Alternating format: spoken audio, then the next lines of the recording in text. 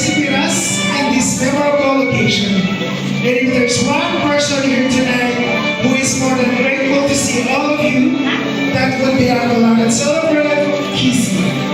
I'm giving the floor to our clean deputy to give her a message for all of us.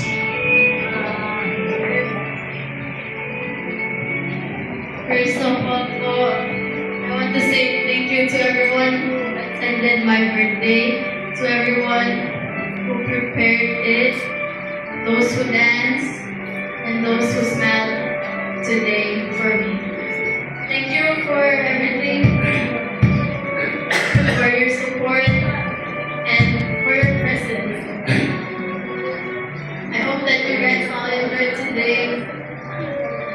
And yeah, thank you to Tito Joel and Tito Ken, to my mom, and to all the titos and titas of Joe, everyone here in Joe, and everyone here in my life. Thank you guys for everything.